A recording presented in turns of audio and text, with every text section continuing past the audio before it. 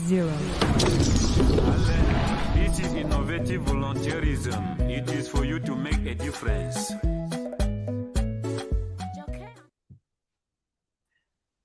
Welcome to the Mindset Spot. Today, with my co-host Daniel from Munang, we are going to discuss a very important topic. My fantastic co-host Daniel Munang will be diving into discussing an issue that is very, very topical, which is plastic pollution. The World Environment Day will be celebrated on the 5th of June 2023. That's Monday next week. And it is time to rethink how we use plastics, considering its environmental impact. Because the reality, let's face it, as we're speaking today, the prediction is that by 2050, there will be more plastic in the oceans than there is fish. And this is an issue. As of 2021, there are at least over millions and millions of plastic pollution in oceans. Each and every year, over 9 million metric tons of plastic get into the ocean. And the reality is that as we stand today, every minute, the equivalent of one garbage truck of plastic is dumped into our oceans. And approximately 7 billion of the 9.2 billion tons of plastic produced from 1950 to 2017 became plastic waste, ending up in our landfills or being dumped there. These figures underscore severity of the plastic pollution problem in our oceans. And so today, our discussion is going to focus on this. My co-host, Daniel from Munang, how are you? Well, World Environment Day is on Monday, and I'm excited to have this quick little chat with you guys about the importance of being an environmental steward and how we can beat plastic pollution together. Absolutely, how we can beat plastic pollution together. Food is a very important topic, right? And as you've said, that this is a crucial topic, and therefore touching on statistics about plastic pollution, its effects on the environment, and its link to climate change have done even make it even more worrisome. But now let's try to understand the issue in depth, right? So, how is plastic pollution an issue for the young people? And why is it considered a global issue? What do you think? What are your thoughts around this? Well, I think that plastic pollution is one of the only issues I feel like affects every single civilian across the world.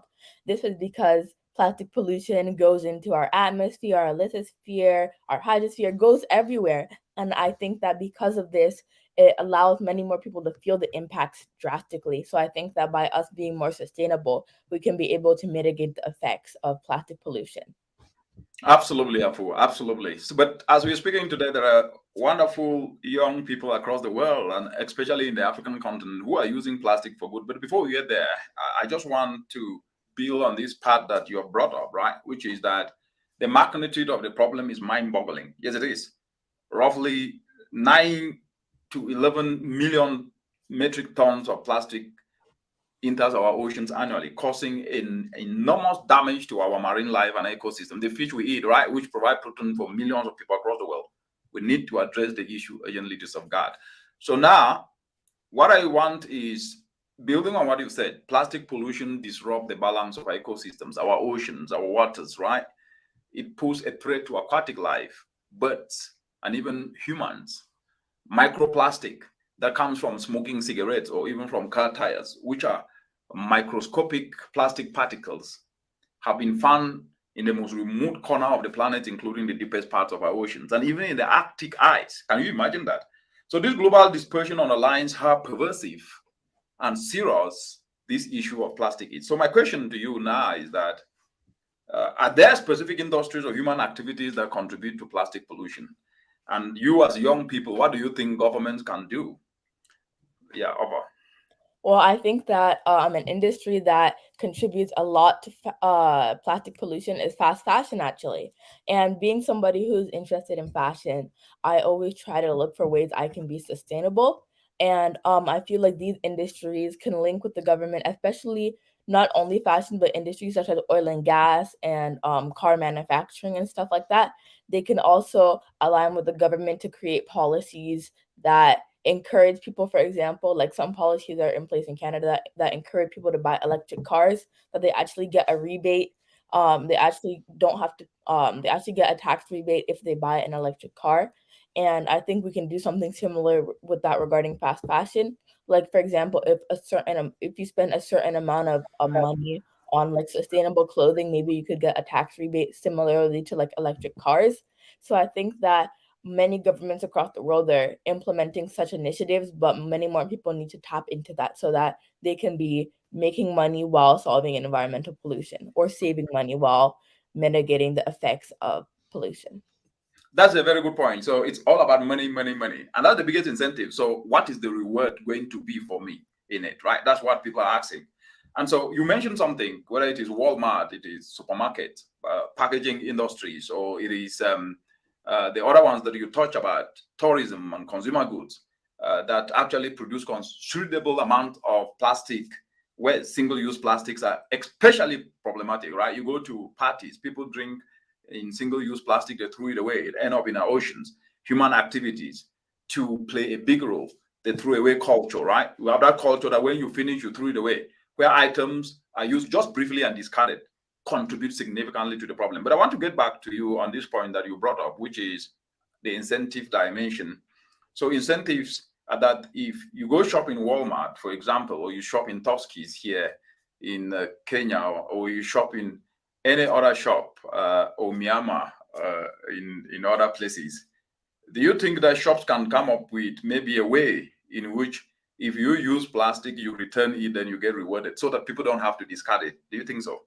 Yeah, I think that because already there's so many initiatives with that. For example, in some places around the world, you can go pick up bottles or pick up lids and stuff, and then you can turn them in and you'll get money. So I feel like if we can do something similar with plastic bags, many more people would be able to generate more money in their pockets, stay active, while also picking up litter and turning, and then these companies can refurbish it and refine it into something new. Excellent, excellent. And refine it into something new. So there is what is called a return scheme. So if you return it, then you get paid. But there is also the aspect that I would like to get into now, that I think that is very, very important, because now moving to the next segment of the show, how can we beat plastic pollution? Yeah, because I think it's very, very important. What are the steps that you think individuals can take? Young people across the world today don't have jobs. In Africa, over 60% of the young people don't have jobs.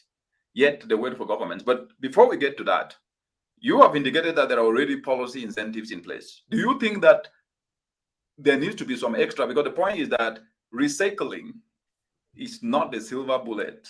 We need a system approach where how plastic is produced, how plastic is recycled, how plastic is reused, and at the same time also diversifying to produce alternatives to replace plastic. Are you seeing any aspect that governments can put incentives in place to then be able to incentivize people to move away from plastic but create jobs for our young people, especially our young people? Yeah, What do that's you a think? great question, and I think that although recycling is a key part in beating plastic pollution, I feel like although that is good, we have many more solutions that can be just as, if not more effective than putting things in a blue box. So I believe that, for example, if we incentivize young people to, for example, go into sustainable fashion, or regarding oil and gas, be part of the people who make the electric cars and start communicating more about it, because especially in the African continent, people think that like hybrid or electric cars are something that can't be seen in a village. But if we have, for example, solar paneled houses or solar paneled electric charging stations, many more things such as electric cars and hybrid cars would be more accessible to those around of the world. So I believe that to beat plastic pollution is not only about recycling. There's two other Correct. that formulas, such as reducing and reusing. So the first step, I think, in order to be more sustainable, is to reduce your carbon footprint. Whether that means Mhm. turning your lights off when you're not using them, using your reusable water bottle instead of buying water, stuff like that. And then on top of that, reusing. If you do use a plastic bag, maybe you can use it as a garbage bag in your washroom. So I think that because of these factors, although we can create new initiatives and solutions, which is awesome, we can also work with what we have by starting to reduce our carbon footprint.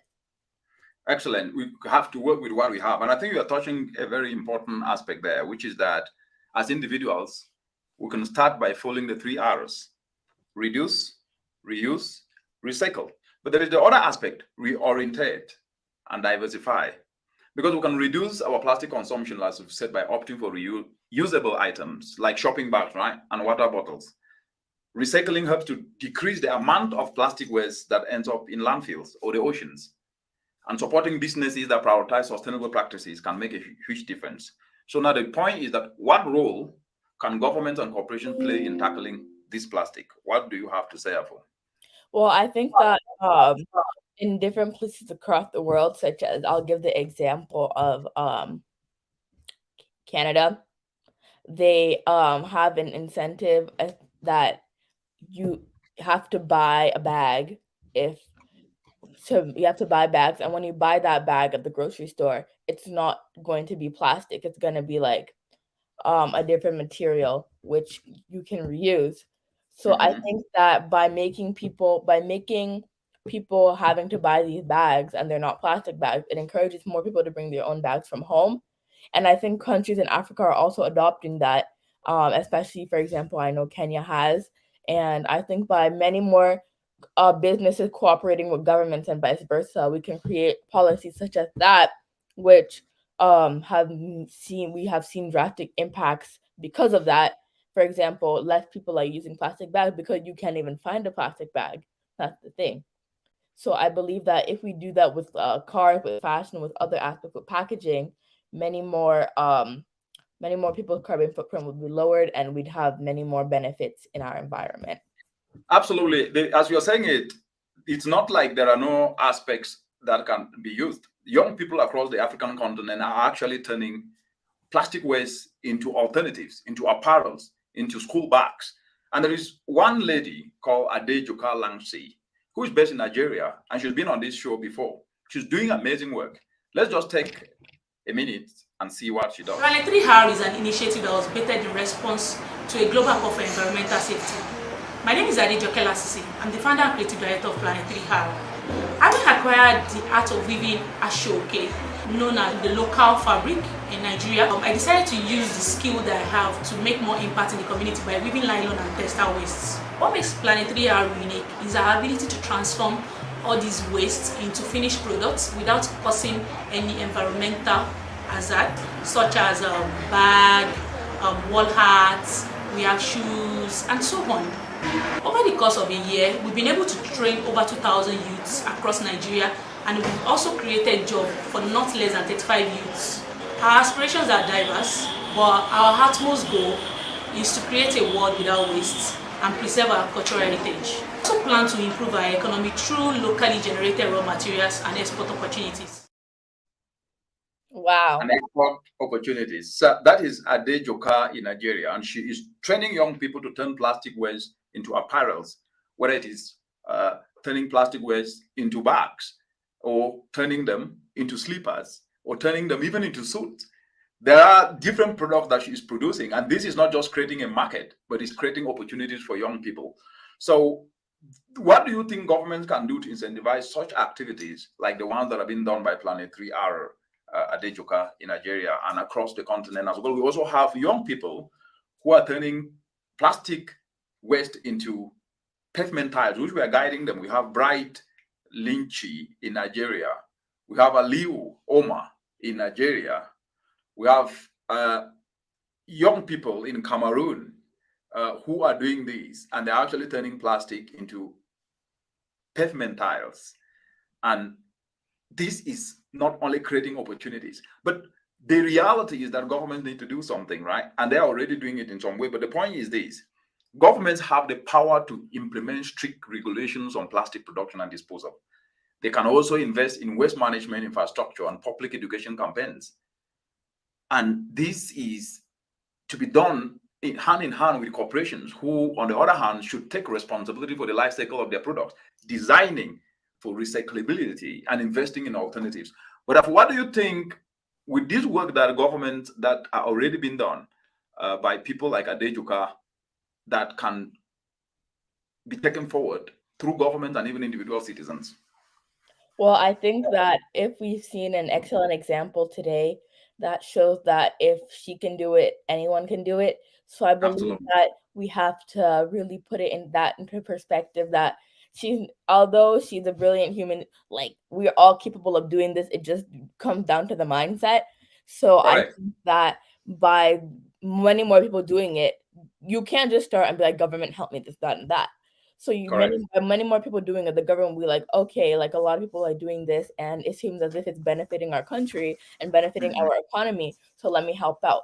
But the thing is, the government isn't going to provide value if they're not going to provide value if they don't see value. So if the government isn't necessarily helping you right now, you can still continue what you're doing, keep up with your positive and resilient mindset, and eventually the government, if they see what you're doing is benefiting their economy and benefiting their nation, then I feel like they would come to help you. And if they still don't help you, that's okay, because I don't think that somebody's passions and dreams should depend on the government, or someone's employment should depend on whether the government is listening to them or not.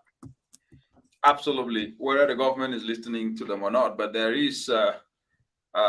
are innovations that are happening, right? As we approach the end of the show, and as I hand over to you to take it forward, is that there are many promising innovations, such as biodegradable plastics and plastic eating enzymes that are coming out there, right? There is also different organizations that are even turning plastic waste into usable products, like Adejuka and others that have shown here, turning plastic waste into pavement tires. There are also global initiatives like the New Plastic Economy, which aims to create a circular economy for plastics, where they never become waste. Again, let me just highlight what I showed that young people are doing, still again with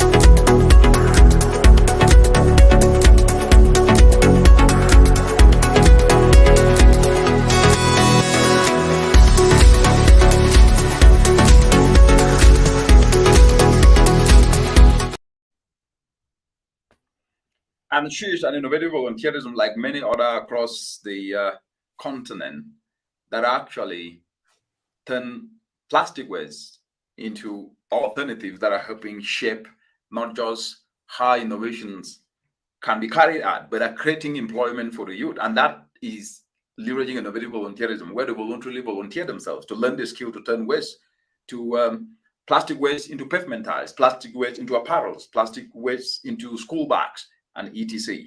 So now, Afu, over to you.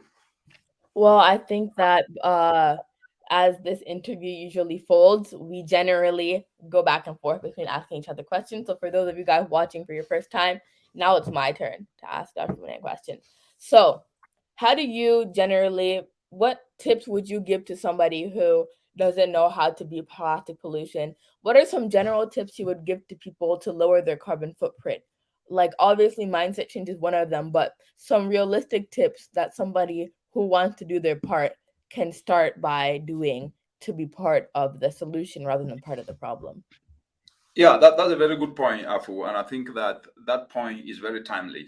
The reality is that when you look at the data and the science is there, right? There is a report that the UN Environment Program released titled "Turning Off the Tap: How the World Can End Plastic and Create a Circular Economy." And so, what the report records is that plastic pollution can be reduced by 80% in the next 17 years if countries and companies make deep policies and market shifts. So the point is this: if the science is already there and the direction that can be taken to reduce plastic, reuse, that can reduce plastic by 30%, recycling as a venture, and at the same time also making sure that alternatives are developed that can then be able to add to this by reducing plastic by 17%. And that as a result of these, we are going to end up with over 1.27 trillion in direct savings and a net increase of over 700,000 jobs.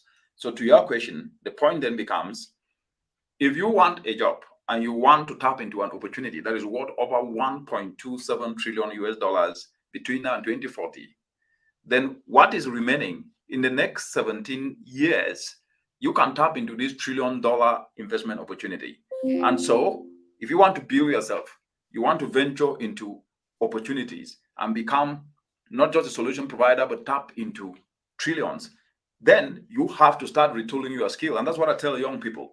The incentives will come, but if you don't have the skill, then definitely you will miss them. And so avail yourself, because your biggest ability is your availability. Avail yourself to learn, avail yourself to be educated, get online, look for information on how to turn plastic waste into pavement tiles, plastic waste into apparel. I just showed you Adejuka here. She learned how to do this, and today she's a big name, not just in Nigeria, but across the continent. And she's a young person who is an innovative volunteerism actor. Adejuka, if you're watching, hi to you. Good job. And that is it. Powerful. Yeah, so I think that was a really good point, because realistically, how are you going to get into these opportunities, get into these spaces, open these doors if you're not doing anything towards that? So I think that was a really good point. And for our next question, throughout the world, we're seeing the move of electric cars, but it seems as if Africa isn't necessarily picking up on that.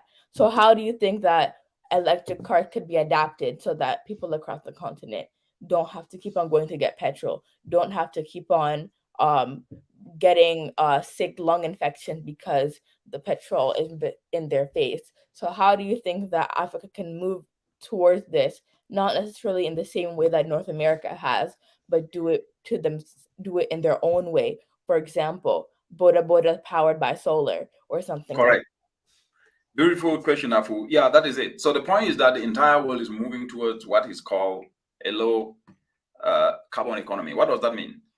The policies that have been put in place are incentives to companies that can be able then to develop cars that run using solar energy, cars that run driven through electric charging. And countries are already picking this up, which means that if you look at Europe and America, they're not just incentivizing companies, they're ensuring that at least the companies that are developing electric vehicles are getting incentives in terms of lower taxes that they pay, or no taxes, that they're giving tax breaks or tax holidays. But this is the point. The African continent is part of this journey in terms of policies, but it's not part of this journey in terms of implementation. And therefore, the continent needs to quickly start to not only put policies in place, but start to become part and parcel of the e-mobility, but not just e-mobility for people to get electric vehicles or electric cars, but e-mobility that connect farms to markets, so that at least charging places can be moved from installed in cities and also installed in villages, so that at least a car that is powered using solar can then be charged if it got to the village to be able to bring vegetables to the market in cities. So the African context cannot be ignored in this. But to your broader question, the truth is that what is going to power this e-mobility, the minerals are in the African continent. Lithium for batteries, chromium, nickel, aluminium, etc. are in the African continent. 3/4 of these minerals are in the African continent. So the first thing Africa should be doing should be to not only export these minerals in raw form, to start creating partnerships with developed countries, so that at least processing and value adding of these minerals can be set up in the continent. In the course of that, the citizens will be reskilled, they will retool their skills. The companies that will be set up will employ also locals that can be able to capacitate them, but at the same time also create jobs.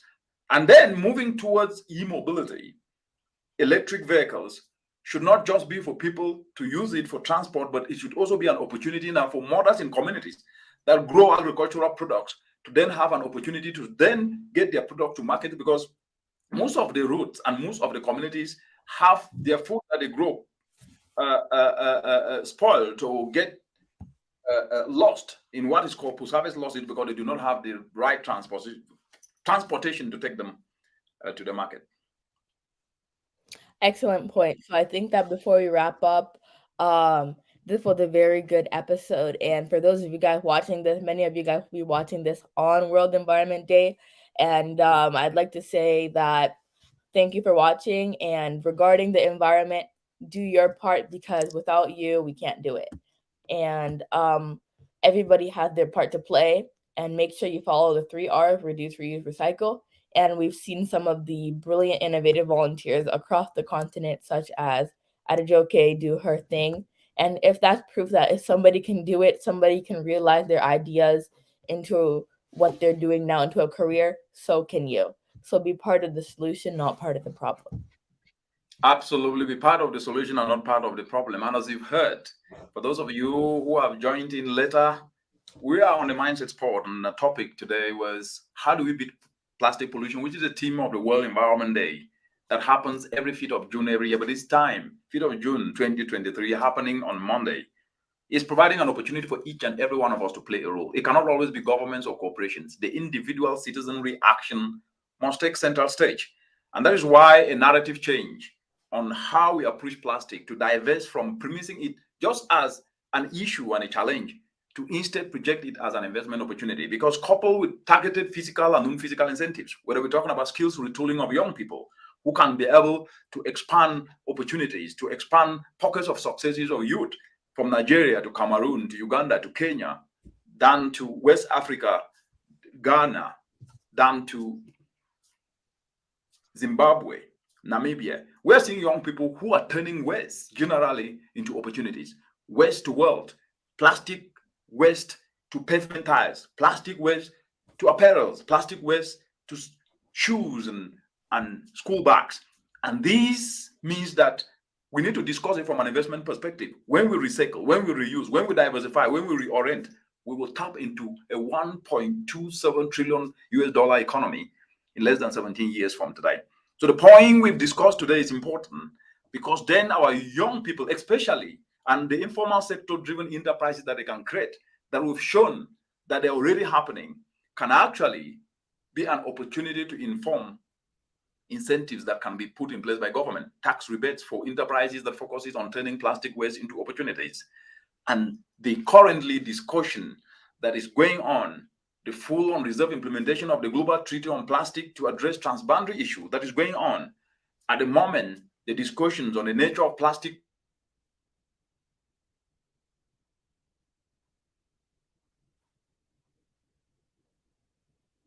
is important. As Afumbom did say, play your part, because plastic contributes to climate change. We have a role to play, and the choices we make daily can significantly impact our planet's health. Let's rethink our relationship with plastic. Let's try for more sustainable alternatives. It's not just about preserving the environment for the future. It's about us acting to ensure that we can be able to make a difference. And wherever you are, it's about us acting to ensure that the future generations can also benefit from a healthier life for themselves. And that was it today, the episode of the Mindset Sport. Remember, every single action counts in our collective fight against plastic pollution. Until next time, this is Richard Munang and Daniela Fumbo Munang wishing you a thoughtful World Environment Day. Stay safe, and let's keep the planet safe too. Bye-bye. Stay green.